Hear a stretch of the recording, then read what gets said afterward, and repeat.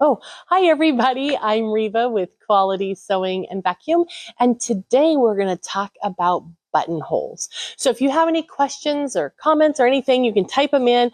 And as always, if anyone out there says, hey, I'm with Quality, put your email address in here, do this, give us your information, don't do it. It's a scam. And if you're ever watching any YouTube thing and that's the thing, don't do it. Or Facebook, just don't do it because it's somebody else. Anyhow, we're going to have a great time.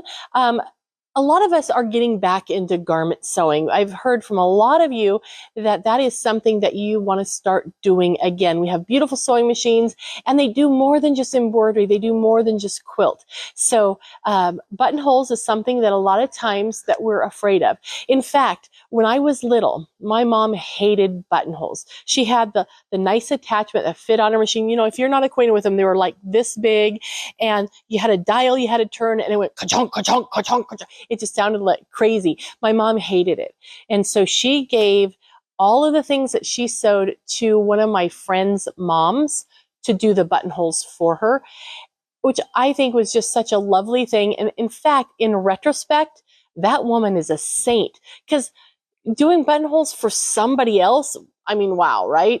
So anyhow, we're going to talk about those so you have confidence to do them on your own. Now, you may not be interested in garments. However, do you do crafty projects? Do you do home deck? Do you want to make a curtain? All these are things that you might want to use a buttonhole for. So it's good to have the information. Now, the machines today are so much easier to work with buttonholes. So we're going to talk through that. So let's just get a little piece of fabric out here and let's talk about fabric for one. There are different types of buttonholes depending on the fabric that you're using. Maybe you're just using a basic cotton fabric. Maybe you're doing a knit. Maybe you're doing something heavy duty like denim, right? They're all going to require something different from your buttonholes so they turn out correctly. So let's take a look at the buttonholes that are on our machine. This particular machine is the Baby Lock Ballad, and it is very similar to your machine probably. If you take a look at your screen, there's a section right here that shows it's for buttonholes. So we're going to touch that. Now in this particular machine, you have buttonholes, you have a bound buttonhole even, and then you have darning stitches, and you have an eyelet, and then you have a sew-on button stitch. So let's look at these buttonholes. A traditional buttonhole that you may be used to seeing is one that looks like this. Okay, just a normal buttonhole. That's good as an all-around buttonhole. Well, if you're doing something like delicate fabrics, you might want to choose one like this that has just a rounded end. It's a lot more dainty looking, and it's great for lightweight fabrics. In fact, you can see right here, it says narrow rounded buttonhole. If I went to the one next to it, it's a wide round buttonhole. So, and then within those different choices, you do have adjustments that you can make, and we'll talk about those as well. Now, when we get down to something like this that has the double-ended, it literally has two round ends, so it's double-ended with a round. This is perfect for making a drawstring port, or if you're making, let's say, a sweatshirt or even a gift bag and you want to have the drawstring come out, you can use the double rounded buttonhole, and that's a really great one there. We have our standard narrow square buttonhole. You have a wide squared buttonhole. So this would be for finer or smaller buttons and finer fabrics, and the wide is for something larger. I mean, it's just really simple that way. Then we have these two guys down here. These are knit buttonholes. So this one has like a zigzag edge to it. Can you see that? And this one has a crisscross. It's a little harder to see on the illustration, but those are both great for knits, and we'll talk about those. Then the ones down here that have the keyhole, these are designed for thick fabrics. A thick and heavy fabric requires a button or a buttonless put on in such a way that it has a shank. So think about your blue jeans that have that the button is riveted on and it has like the little shank, the little stand that it's on, and then the buttons on the top of it. That little stand nestles into the round part of the keyhole, and so that's what those are for denim, heavyweight fabrics, fleece, things like that. Okay, so now let's just take a look at a basic buttonhole. I'm going to go just to the standard buttonhole. Now, when you're sewing, if you were sewing a blouse, it's going to suggest that your button placket be interfaced, right?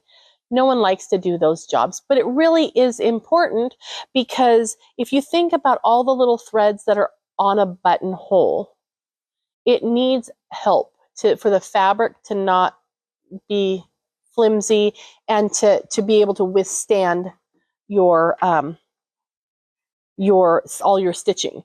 So I have here just some woven interfacing, and I'm just going to cut a little piece of this because you just need a piece to go behind your fabric. And here's a question. I'm sure you guys can answer this really quick. Oh, the bumpy side is the fusible side, so put that side down. How many of you know this? Oh, I forgot what I was going to quiz you on. We'll come back to it because I don't remember. But I am going to use the steam iron here and just adhere that on really quick, and you can see this iron makes really short order of getting that down. I didn't steam on that side, so let me go over here and get that side. Okay, now we're all good to go. So now we have some stabilization. I remembered. So I'm sure you guys know this off the top of your head. If you're making a top, a button-up shirt, if you're a lady, which side do the buttonholes go on the placket? Okay, and if you can put in, if you're a man, which it's obviously the opposite, right? So you have a 50-50 chance here. So you can tell me that if you want to. Okay, so I'm going to have my little fabric here, and the first person who gives us the right answer is going to get a yoo-hoo, yay, okay? Because that's all I got for you. I can't hand you anything through the internet. Okay, so I'm going to pull out our buttonhole foot. Most of them look something like this, and I'm going to raise my foot up, and in the back of this machine, there's a little push button that you push, and the foot falls off, and then the ankle attaches to the little bar that's on the foot. And Kathy said the right side. Correct, Kathy. Woohoo, Kathy. That's right. And so if it's a gentleman's shirt, then it's on the left-hand side, and the buttons would go on the opposite. It's just the way it is. Okay. All right. So now let's talk about buttons. I have buttons. Where did I put them? Button. Who has the button? Do you remember playing that game? Okay. These are all, oh, here's a button with a shank. So let's go back to the shank thing. I didn't realize I had one in here. How many of you have a button jar at home? I have a button jar. It's an old pickle jar. It's an antique pickle jar. It's way older than me. And it has my grandmother's buttons that she had saved. And I wonder how long it took her to save all those. Because, you know, when they got rid of a garment and the garment wore out, they cut the buttons off and they saved them. But this is a shanked button. You see how, let me start from the top. There's no holes in it, but it has the little nubbin that comes up in the back. That is a shanked button. So if this was bigger and heavier duty and it was for a coat, then I would use a keyhole buttonhole. This is for a blouse, so you don't need to use a keyhole for a blouse. Okay? All right. So let's talk about our buttonholes. Now, if you're doing things and you want to measure, you can measure the placement, put it down on your line. Let me grab my pen here. So if I had, maybe this is my button placement line. It's going to go down my top this whole way like this, right? And then I could put my button where I want it to go and draw on either side of it, and then you can manually make that buttonhole. But nobody wants to do manual, so we're going to forget about that. In fact, I'm going to flip the fabric over. We don't even have to worry about that. But what I'm going to do is on the buttonhole foot here, if you can see, it extends out the back, and this piece, see how it slides? this is really cool because what you do is you take the desired button that you want to make a buttonhole for and you set it right in there, and then you tighten this around the, whoops, hold on. Let me get it off so I can see. Oh, wrong way. Wrong way. You put it in the back and then you squeeze into it and see how it just tightens around it. So let me put that little guy back on. There we go. Okay, so now we have our button on sitting in the back here, and there's this little foot and a little foot right there, and that is the space that is going to, the machine will use to determine how big your button is. And there's a little paddle that just pulls straight down, and that goes in between there. See how it kind of is in between the two? So that is what's going to tell the machine when to reverse. So I'm going to take our section that has the stabilizer on it, or the interfacing, and I'm going to just place that right under the foot. Now you notice that the foot is all the way forward. That lets me know it's going to start in the front and stitch to the back and then come back. So if I really did want a buttonhole to start in a certain spot, we could have it designated. Make yourself a nice long line so you can see it. And we're going to line that up. So take a look right here. See the red line, little dots on either side of the needle, left and right? I'm going to line that up with my blue line that I just drew. Okay, that way I know I'm starting in the exact right spot. Now all we have to do is push the start button, and it's going to start sewing. And it makes it base down first. Then it's going to come back and do the other side and the bar tacks. So it makes a beautiful little stitch. Let me put that foot back down and cut my thread. Okay. So that's our buttonhole, and it did a really nice job. I have just this little thread that I need to trim. If I remembered where, oh, there, I put the scissors up. How on earth am I supposed to find something if I actually put it up? Okay, so, and I have just that other little thread that I probably should have trimmed before I started. Okay, so there's our buttonhole. That's a standard buttonhole. Now to cut it open, there's a couple of different tricks you can do, and I'll show you a couple of them, but this is the easiest way and the cleanest way. You put the little cutting mat underneath there, and this is a buttonhole cutter. It's a chisel. So all you do is look to make sure you're inside. You want to be inside those stitches. Place it down, and then just push. Just do a little rocking motion.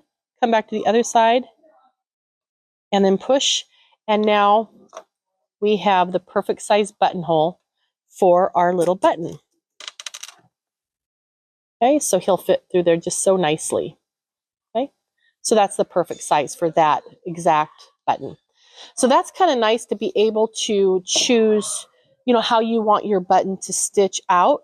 And so you pick the right one, and then also that you can get, you know, the right one for the fabric.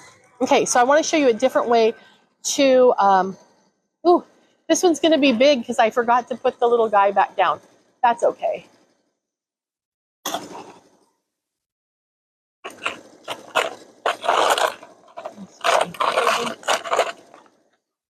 There it is. All right. So I wanted to show you a different way to get your buttonhole open. So I have a seam ripper and I have pins. You don't want to just use a seam ripper by itself because that's not a good idea. Look at that. I ran all the way up to there. You don't need to do that. Okay, so what we're going to do is we're going to take a pin, and at just inside this bar tack, I am going to take my pin and put it in there. Okay. And then this one, I'm going to do the same on the opposite end. And what this is going to do is help protect the threads from me going through them with my seam ripper. Okay. So now I'm going to take my seam ripper, and what I like to do is kind of go into the middle and then push, but you got to be gentle. You want to stay in the center there, right? And I get myself a little hole, and then you can also come right from this side, work your way down on the inside of that pin, and then go the opposite direction. What the pin is designed to do is if you happen to slip, it will stop at the pin and then you're not going to cut through your bar tack. Because there's nothing more frustrating than finishing a project and then have it ruined because you went through the whole thing.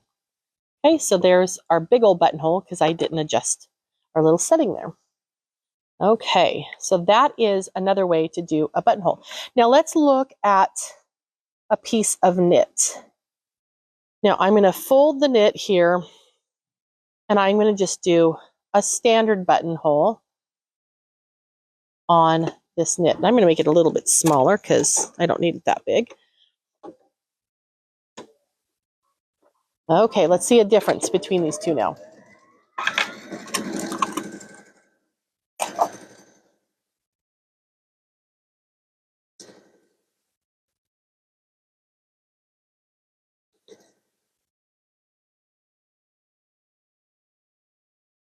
Okay, I'm seeing a couple of different things already on this, so I want you to take a look at it too.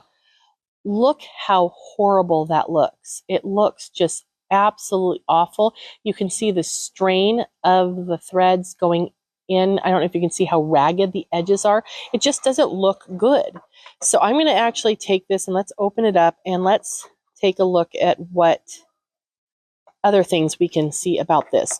So I've opened it up. Now let's say we're going to put our button through it and we're going to use it a few times and it's in a shirt. It starts to look really bad.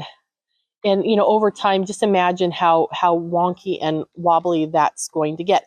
So we're going to go in here now and let's go choose a knit buttonhole. But what I want to do is, my thread came unthreaded here. Let me just do it real quick. But what we're going to do is also, even if you're working on a knit, you want to use an interfacing. So with that, I want to use a knit interfacing. So this is a tricot interfacing. And I'm going to cut off a piece of that. Okay. And then we're going to pop that in here. I'll just get a whole new piece so I can just quickly get that on here. And I'm going to put this on. I should have actually set it on there. That would have been that was a trick, wasn't it? I started the steam before I had it down on the fabric. Okay. So now this is going to give our knit fabric, this is a knit interfacing, so it still has some stretch to it, but it's going to really make this more stable. And we have that knit buttonhole chosen. So let's go in here and let's put that on. And this is that first one that has the zigzag edges. Okay, so let's take a look and see how this one stitches out. So you can see already it's doing something different. It's doing the zigzag stitch.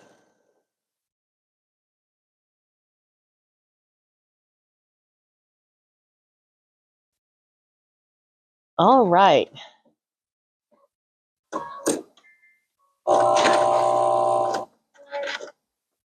Okay, so this one has a lot more stretch to it, so it's not going to end up being wacky and all roughly like that. It's going to maintain its straight shape for two reasons. One, because we have the interfacing, and two, because we're using a knit style buttonhole. And it's actually rather pretty. When my daughter was little, I would do these on her little sweatshirts, and I would do each buttonhole a different color because they're just really quite lovely.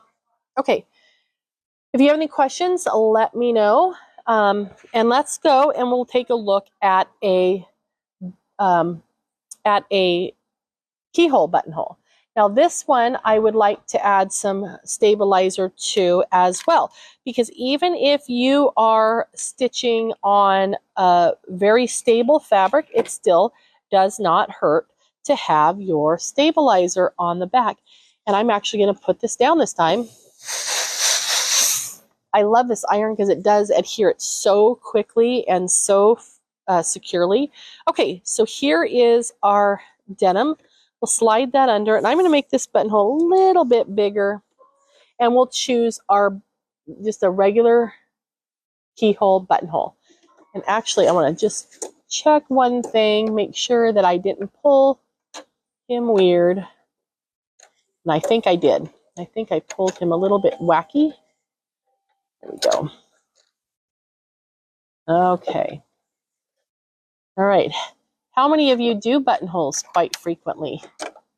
And what type of projects do you put them on? Well, Dawn said it's been a while since she made buttonholes, but she's inspired to make some. Is that Dawn Maddox? Dawn Tennyson. Oh, Dawn Tennyson. Well, hello, Dawn. I haven't seen you for a little bit. That's what happens with all this COVID business. Okay, so let's go ahead and stitch this one out. Yeah, the buttonholes are not like they used to be when we were kids. And I'm going to do a compare on this one too, because I want to show you something, or I'll explain something I'm going to show it on the next one. But yeah, buttonholes are not hard to do. And I always thought that buttonholes and zippers were never hard, but I didn't know any different. So I would just do them. And it was my mom who really thought they were difficult. And I just thought she was nuts for sending them up to my friend's mom.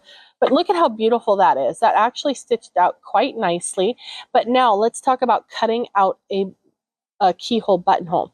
It's the same thing on the end here. We're going to come put the corner of our chisel right next to those stitches, a little bit far away. There we go. And just push down and just give it a little wiggle. Did you hear that sound? Okay, and I'm going to do it the same way, but I'm not going to go all the way. I'm not depending on this for the keyhole because that's still just a straight cut. That's where this little chisel comes in. It has a safety cap on it. You would think that would be easier to get off. Okay, so now all we need to do is put the little hole, the little round, it's a round tip, right inside our keyhole. And you're going to push down the same way. And then did I get it? No, I did not get it. Okay, and then you get your keyhole cut out. So now your shank can fit in there very nicely. So it's nice to have that because it's really hard to get in there with scissors and trim around. Okay, what I wanted to show you, and this actually didn't do too bad, but you can see how skinny that looks. It probably should be a little bit wider, and it probably is a little bit wider, but the texture of the fabric is having it sink in. So if you're working on something that is has a texture like this, or wool, or even like this fleece, we're going to have that look better by using a topper. Okay, so let me cut a little piece of this so we can put this on the back. And if you're working on a craft project and you don't have a lot of interfacing at home, if you have Floriani Dreamweave, that will work, or Dreamweave Ultra, that will work beautifully as a stabilizer as well for your project. Okay, so I've got that on there now. Now, to do our buttonhole here, all this fluff, let me let it dry a little bit, or get cool down, I should say. I have a piece of water-soluble stabilizer, and I'm just going to cut myself a nice chunk of this. And we're going to put this on top, and then we can put our buttonhole in there, and we'll do the same keyhole one, that's fine. And we'll just stitch, actually, I'm going to do a different one. I am going to do the one with the, it has instead of a standard bar tack at the end, goes this way instead of this way, and that's good for knit fabrics as well. It also just has a whole different look to it. Now, if you're doing your buttonholes, it's okay to use embroidery thread as well if you want them to really stand out and be pretty. Okay. This one looks really good. And I think you're going to see a nice difference between this one and the denim one because the size is the same, but look at how more luscious that is, the legs are, than this one because we use the topper. And the topper is a wash away, but you don't have to wash it away. All you have to do is simply peel it away. And then when you launder the garment for the first time, then that will all wash away. So you really don't have to get it wet or anything like that. And then we'll just do the same thing. Just cut out our buttonhole. And then we can take the end and do the end. Okay, now we have our nice little keyhole buttonhole in a fabric that is, would be stretchy, but we have the stabilizer under there, so our legs of the buttonhole will stay really, really nice, and that will give you a lot of beautiful wear over the years. So, okay, let's talk real quick, or do we have any questions? Okay, so I'm going to put my machine back to normal. You got to remember to do this, because if you don't put that little guy back up, then your machine's just going to be really crabby at you, and it's not going to do what you want it to. And you'll be going, but why? But why? So let's just pop this in there, and I want to grab this little foot. It's like one of my favorite feet of all time. This is the sew on button foot. Yes, it's lovely. Now, it snaps on just like your other feet do. So let me put my foot down. Okay, now, I should have shown you something. Nope, I'm going to show you that in a minute. Let's talk about our buttons. Buttons, I brought a bunch of them. Let's see, let's put them on this. I think you can see them on here. I brought a bunch of buttons because I wanted you to see something.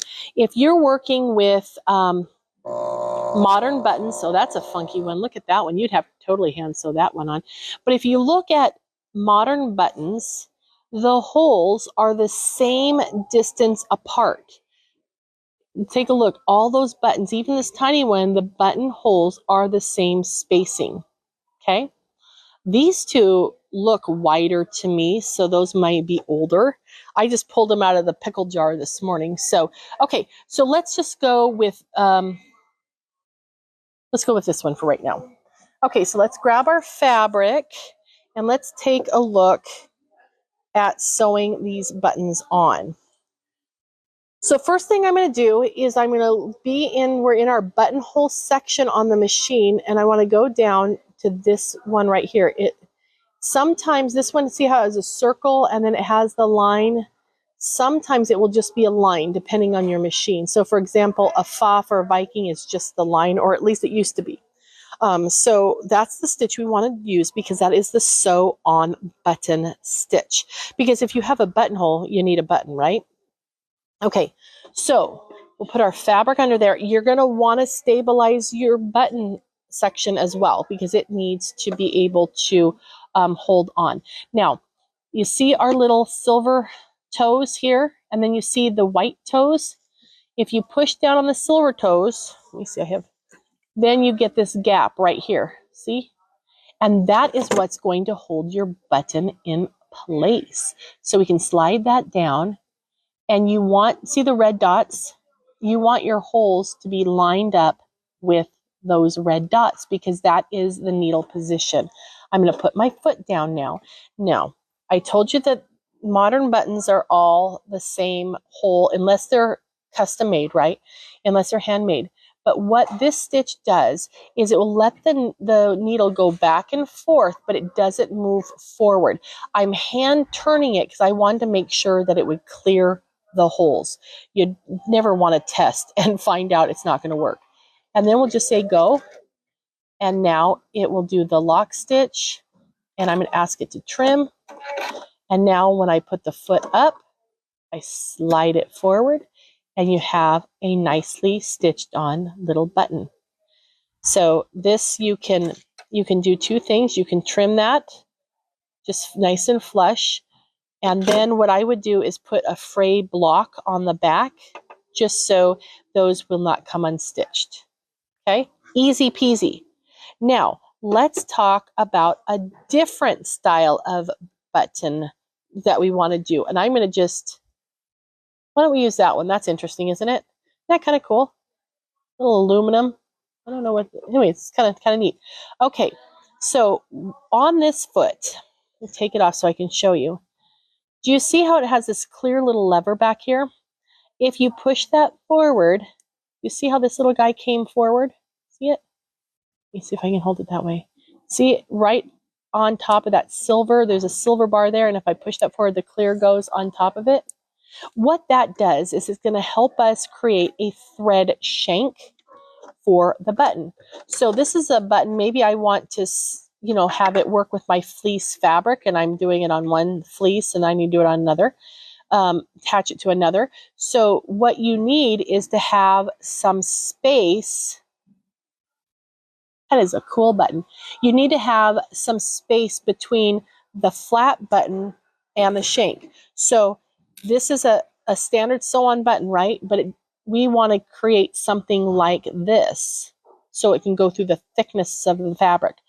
And if that doesn't make sense, hopefully this will. So if I was doing a thicker fabric, see how that shank, it's thicker so it can go through those thicker fabrics. Okay, so now I'm going to put my foot down, and again I'm going to hand turn just to make sure I clear. It's making a knot. Whoop! Oh, I did not clear that. I'm just going to wiggle it until I get it. Nope. I think I need to just take some pressure off that. Still a little bit more. Okay, there's one there. Okay, now we got it. And can you see, I don't know if you can see right there, see how the thread is up on top of that little piece right there? So it's actually exaggerated tall. Okay, that's what we want. So now I'm going to take the needle out of the fabric, raise my presser foot, and I'm not going to cut the thread, but I am going to there carefully pull this off. I got the other button back there. Pull it off, give myself a long thread, and then so I have the needle thread and the bobbin thread, and look at how messy it looks on the top. Well, once we pull it, it cleans it up, but look at all that thread under there. Okay, so what I'm going to want to do is I can see my thread is coming out that hole, so I'm going to tip it, and I think it's this last little thread right here. There we go. I got him, so I want to carefully pull him through the hole. Now let's look at that one. So here I've got the bobbin thread there. So now I want to find that bobbin thread as well. See if I can find him. Is that him? Nope.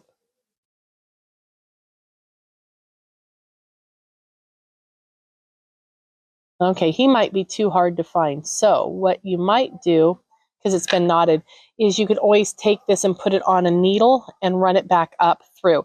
Then with both threads, what you're going to do is take them and wind them around the thread on the back side of your bobbin, underneath the bobbin, I'm sorry, the button, and you're going to create your own thread shank. Can you see how that thread is now wrapped around that thread, gathering it up, making it look pretty on the top, but it raises it up. See how it's now raised up? It's not sitting, see how that one's sitting right down on the fabric? Now this one is elevated just a little bit. So now it's going to more easily be used with thicker fabrics. Okay. Otherwise, if it was flat on, I'll show you. If it was flat on the other fabric, a lot of times you'll end up with, it's hard to see here, but can you see there's a little bit of a pucker and a little dimple around the button? That's because it's being pushed. In fact, you can see it even wrinkle here because it's being, kind of the whole thing is being gathered through. But if you have a shank, it's going to lay nice and flat. And then there's no pulling back here either. Okay, so once you have that, you tie your shank, you wrap it around, then you can pull your needle thread to the back and tie it off in a knot, and then use a seam sealant like, well, anyway, whatever it's called. Not fray check, fray block. And I say that because I personally like fray block better. It stays softer, it doesn't yellow, and it doesn't get crusty. So anyhow, but whatever seam sealant you have and that you've had good success with, put just a drop of that on the back. So, okay, if there's no other questions, that kind of goes over buttonholes in a nifty way. If you want to make a big buttonhole because you want to do home deck on the back of a pillow or something, you have one of those big, huge buttonholes, then you're going to just do the same, you know, draw yourself your long line and give yourself your end marks. And then you can always use your sew on button stitch to do a bar tack, and then do your well, you want to see, I'll show you because that's going to be harder to explain than it is not than just to show you. I'm putting my regular foot back on, and of course we would have stabilizer on this, wouldn't we, because that will make it look better. So I'm just going to use a couple of pieces of fabric at the moment. Okay, so now I'm going to line up my foot, the center of my foot with my center line, and then my lines out to the side with my my start and stop. So I'm going to stitch my sew on button. Now a lot of you probably have a button stitch that is a 3-step buttonhole, and then you could just continue on as long as you want. But I'm going to come over here and I'm going to grab my zigzag that is all the way to the left-hand side, and I am going to shift it over, left, right, shift. Guess he's all the way over. How wide is he? He's 3. I want to go down and make him tiny. So he should be, let's see if it's going to stitch. Nope, it's on the right side. That's okay. We can do the right side. So we'll just stitch on the right side. And you would play with this because you're going to want to adjust the density. So like right now, I think he's too sparse. So I'm going to thicken him up right there. Okay, and I'm at the end. Then I'll go back to my sew on button stitch, and I'm going to stitch him down.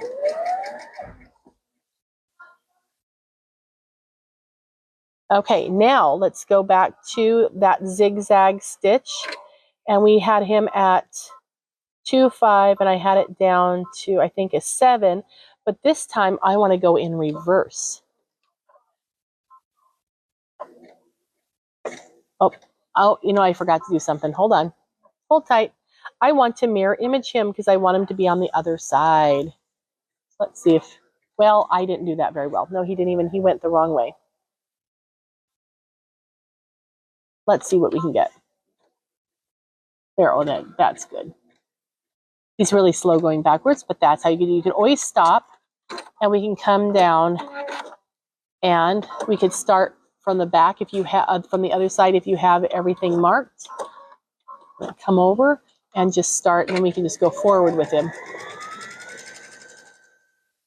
So you can make a buttonhole for a curtain, for a pillow, for whatever you want to do. And then since I started again, I'll just go grab that little sew on button foot or stitch and just tack it down again, just so it has a tie off. So it's really easy to make a big old buttonhole, whatever you want to use it for.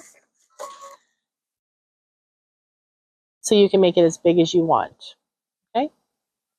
All right, good for craft projects, good for curtain valances, all sorts of things. Okay, so if you have any questions, please go ahead and pop that in the chat, and we'll try to get back with you. But other than that, we look forward to seeing you again next Tuesday for another How Do I. And as you've probably noticed, we try to vary the topics. So we have some really fun stuff coming up in future How Do I's for you. So hopefully you will come back and join us again.